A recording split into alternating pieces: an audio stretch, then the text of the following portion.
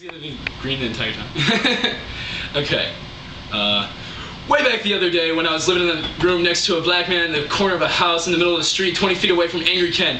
You know the guy. Well, anyway, back then life was going swell and everything was just peachy. Except for, of course, the fully deniable fact that every single morning my black man would get on my back about eating whole wheat toast for breakfast. Whole wheat toast! Every single morning, it was so good for me. He said to me, "Hey, Jer, what's with all this whole wheat toast?" And my dear, sweet black man, he just looked at me like a minority looks at an oncoming lynching. And I walked right over to him and I said, "Fiber's good for you!" And then he tied me up and put a funnel in my mouth and force-fed me nothing but Hot Pockets until I looked 32 and a half years old. That's when I had a word that someday I would get out of that house and travel to a magically healthy place where the fellowship is always great and the air smells like delicious lavender and the towels are oh so fluffy, where the whole wheat and fiber are used to enhance every meal, and anyone in the house would gladly spray you with a bottle of water because of Nicole. Waka waka doo doo, yeah! Well, let me tell you, humans, that it wasn't long before this word came true. Because the very next day, the local Marcy buzzed with a Brian Regan reference and an invitation to watch a movie at the Lynx Hut. I was off by half a cup, but I still won the grand prize. That's right, a quick drive to the house of Shanon Bjerke. Shanon Bjerke. Oh yes, you know I've only done that drive about 500,000 times, and I gotta tell you, it was really great. Except for that I had a staring contest with the son who always wins, and Jenna had bladder problems and kept peeing all over the place. And there's a line about Dr. Pepper and salted peanuts, and the uncatched movie was The Mexican without Pauly Shore. And oh yeah, I had to go to Phoenix at 2 a.m. and I should have fallen asleep and crashed into a hillside, and the car would have exploded in a giant fireball and I would have died. But I didn't. You know why? Because I had coffee in my hand with a tablespoon of fire to keep me regulated. Had coffee in my hand with a tablespoon of fire to keep me regulated. Had coffee in my hand with a tablespoon of fire to keep me regulated.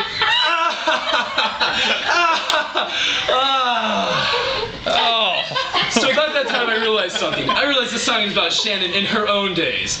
Driving along and wondering about her and her purse-like bag and her blue scrubs and her pocketed 12-pound jar of saline and her lucky blood and God knows what else, Dwight Kenny's.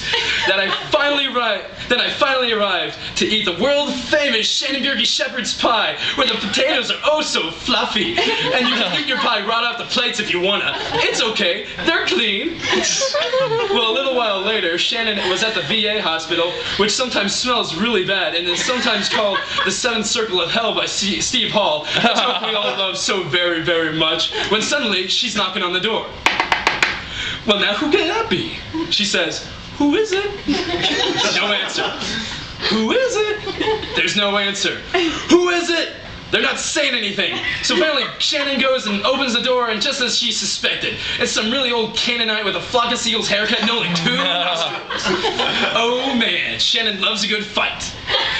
So anyway, she bursts into the rooms and starts taking his bedpan, and he's like, "Hey, you can't do that. That bedpan's been just like a bedpan to me." And she's like, "It's full of caca." And he's like, "Give it." And she's like, "No." And he's like, "Okay." So then he starts convulsing and grabs his esophagus, and she's being a deer, and she gets to shave off his eyebrows, and the doctor removed his appendix, and she gave him a colonic irrigation. You better believe it. That was one of the better patients that day. But the TV was still on, and 20 seconds later, she heard a familiar voice. And you know what it said? I'll tell you what it said. It said, "He didn't fall? Inconceivable? You keep using that word. I don't think it means what you think it means. He didn't fall. Inconceivable? You keep using that word. I don't think it means what you think it means. She's Shanon Bjerke. No. Shanon Bjerke." Well, to cut a long story short, she got away with that bedpan. But I heard a solemn truth right then and there that I would not soon forget. I would not sleep for an instant because of the disgusting truth of bed butt. And then something else happened. So Shanon gets into her car and goes over to the card shop, and she walked on up to the guy behind the counter, and he says, "Yeah, what do you want?" She said, you got any thank you cards? He said, nah, we're out of thank you cards. She said, you got any blank inside cards? Nah, we're out of blank inside cards. She said, you got any new baby from the two of us cards? Nah, we're out of new baby from the two of us cards. You got any sympathy humorous? Nah, we're out of sympathy humorous. You got any belated birthday religious? Nah, we're out of belated birthday religious. You got any I know what's in you? And he said, wait, I'll go check. Nah, I know it's in you. She said, well, in that case, what do you have? He says, all I got right now is this bag of expired drugs from the Gospel Rescue Mission. No. She said, okay, I'll take that. So he hands her the bag and she walks out with the bag and a bunch of freaks jump out at her and they immediately latch onto her face and start biting her all over the place. Oh man, they were just going nuts. They were trying to tear that bag apart. You know, I think it was about that time that a little ditty started going through her head. I believe it was something like this. Oh, get him off me! Get him off me! Oh, get these dork-free retards off me! Oh, get him off me! Get him off me! Oh God! And she's running around in the streets with all these freaks clinging into her, lifting up her arms in praise while afflicted and just singing and singing and singing like a total Jesus freak. And as luck would have it, it was exactly when she met the toothbrush of her dreams. It was named Sonic Care. It does 31,000 strokes a minute with wide movement in Brussels, the color of strained berries. She'll never forget the first thing it said to her. It said, that's when she knew it was really working. They were inseparable after that. Oh, they fought cavities together, they cleaned gums together, they even reversed any process of gingivitis. It worked even after a burrito. So they continued to be to this day.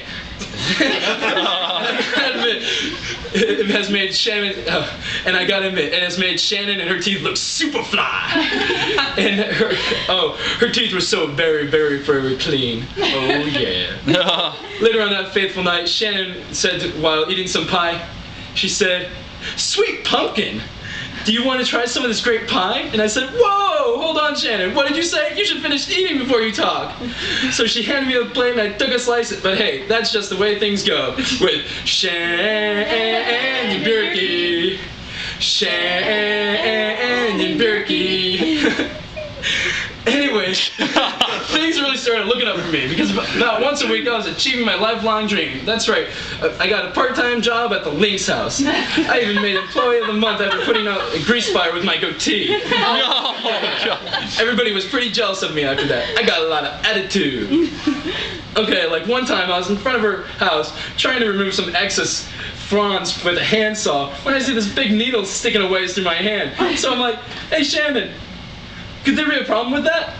And Shanny, she just rolls her eyes and goes, "No, I just know one of the doctors had to get surgery for that." So I fled.